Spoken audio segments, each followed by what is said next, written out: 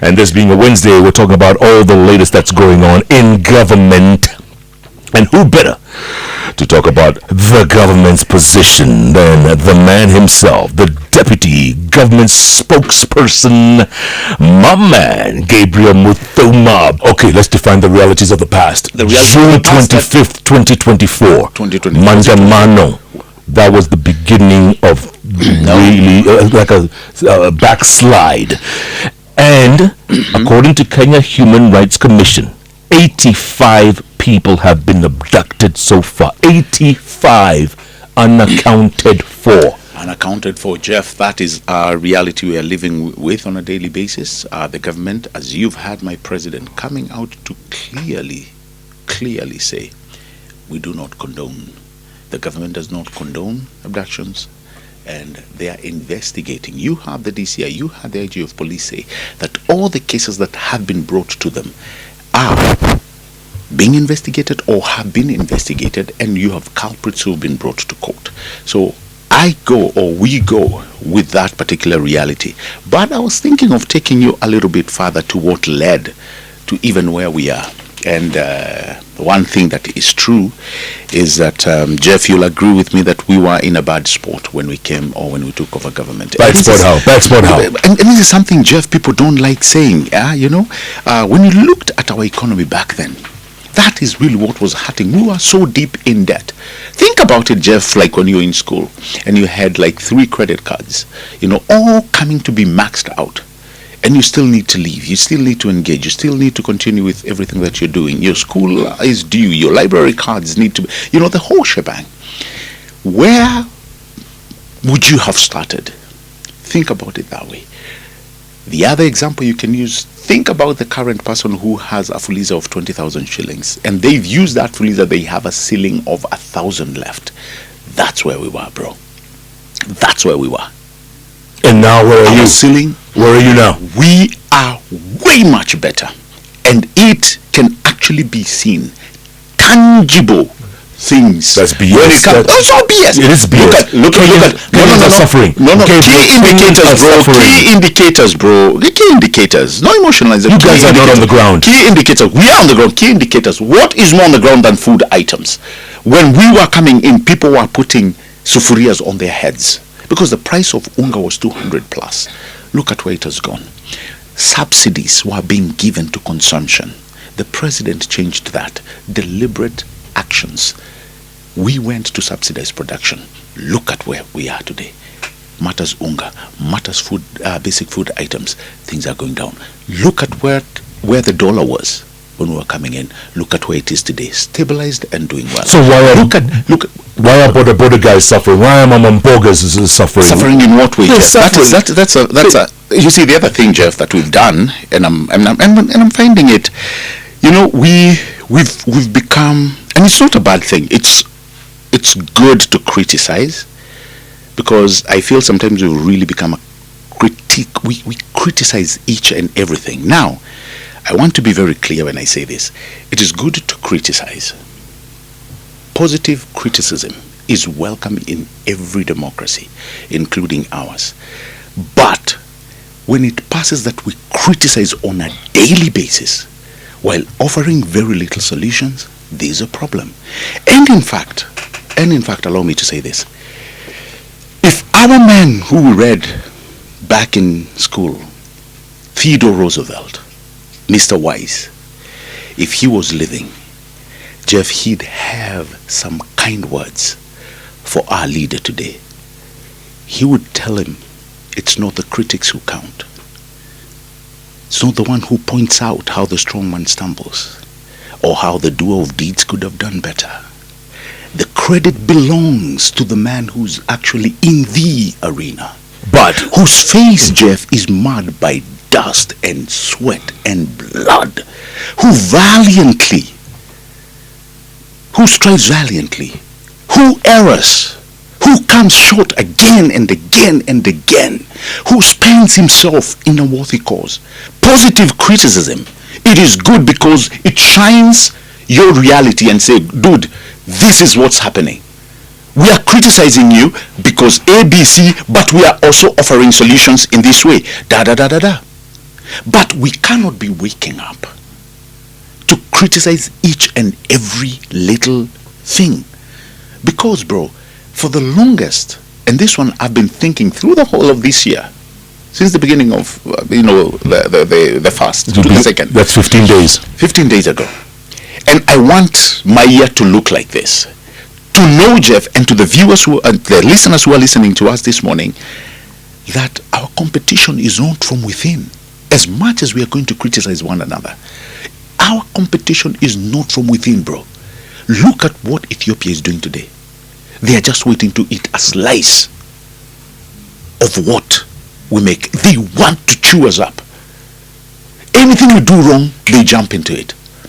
Kigali, we were talking about Kigali the other day. What do you think Tanzania is doing? You think they are laughing at us because we are good buddies? No, they're abducting the human rights defenders. Everybody wants, when it comes to the economy, everybody wants a piece of where Kenya has been.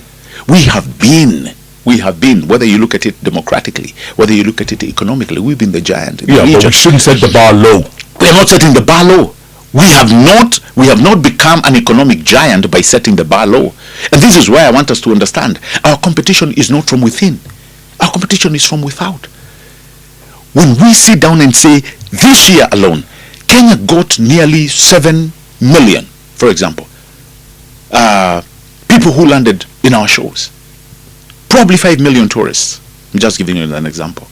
There is somebody outside there asking, how can I get a slice of those?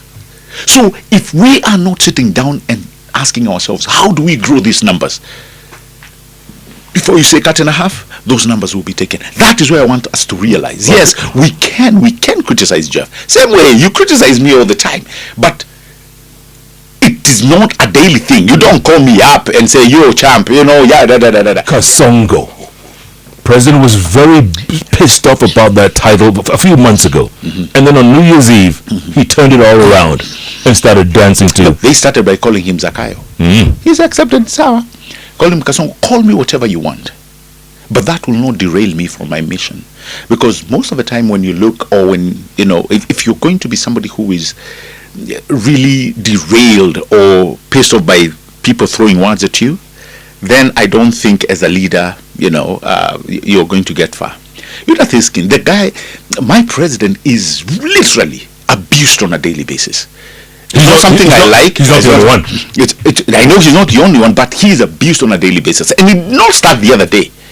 Are you forgetting? Since he came, he was a deputy president. People used to throw every idle word at him. They called him all sorts of names. But guess what? The man has persevered. And most of us will learn from him, because it shows you that despite whatever happens, you can simply... What I do not agree with, Jeff, is what is happening in our social media. The silhouette cartoons? I don't agree with, because some of them have gone past the level of decency. Jeff, me and you growing up, you don't remember a time when somebody drew a cartoon. It didn't matter whether at that time we were democratic or not. I don't remember anybody doing that to the former late President Moi. I've never seen it with even our President Kibaki. But there were some cartoons of him that were quite... There were, but... Extreme. I've never seen where a leader were put in coffins. See, that is derogatory. Okay, when you hear J.P. Muturi calling a press conference on a Sunday, coming this close to resigning. Did he come close to resigning? I don't know. It was touch and go. Anyway, touch and go. Yeah, man is still a cabinet secretary. He is. And then he's gone over to spill the beans. It is spill the beans where? On how his son was kidnapped. He said the NIS is who kidnapped his son, and he was only released after he spoke to President Ruto.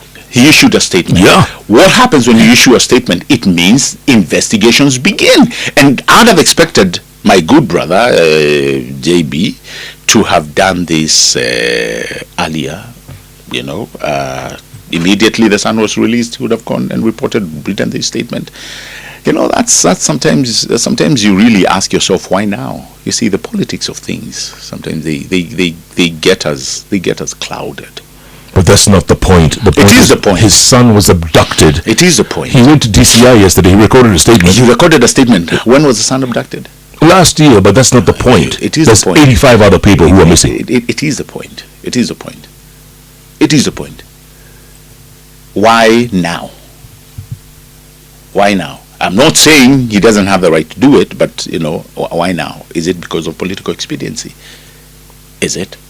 Because I'd have expected, if my son is abducted and it's as serious as they come, I would really follow that particular issue at that particular moment with the urgency that he deserves.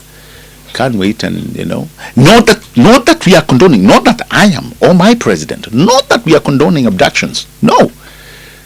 We have seen, Jeff, to be honest, we've seen people come out and say this person over the internet has been abducted. Only for that person, we saw the issue of that lady, the young lady who says, somebody's using my photo to say that I'm abducted. No, I wasn't abducted.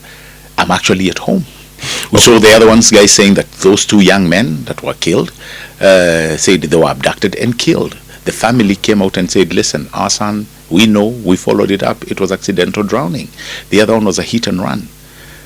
So, Jeff, we must also be alive to the fact that misinformation is also going to speak to our hearts. Okay, so how do you, as a government, how do you respond to the daylight abduction of a foreign human rights defender? I'm talking about Maria Sarungi. In broad daylight. This coming weeks after Kizza Besigye of Uganda. I cannot speak more than she has already. She issued a statement, a strong one at that. Very strong. And she came out and said herself, she does not think, going by what she saw, she is a live witness, that the people who got me were not police. What does that tell you? There could be, going by her statement, there could be other people who may take advantage of that. What do you mean other people? But she said it herself, Jeff. I cannot. No. She said it herself. What do you mean other people? Like they could another arm of government, another, that's answerable to only whatever one organization. But come on. Have we not been around where robbers have abducted people? No, come on. No. I'm telling you, this is not robbers, champ. This is not robbers. The lady said herself. Right? And in any case, at that time, investigations had already started, had already commenced. If Amnesty International had has she not been the one who issued a presser and detailed her truth? All right? She said the people who took me, she's been able to, if she's able to define their characteristics and how they were looking, she's been able to, she's been able to define how they looked, even though they were hooded. She's been able to draw that, that scenario, for the security and the agencies. But still, was it necessary? When you say was it necessary, are you blaming are you blaming the police? I'm blaming whoever abducted this young lady in broad daylight. And Jeff, if that is the narrative, I'm agreeing with you because I'm saying it was wrong. And I think this is where we are getting it twisted, because many people think, government is condoning abductions. I repeat here, we are not. My president has spoken about it numerously, not once, not twice.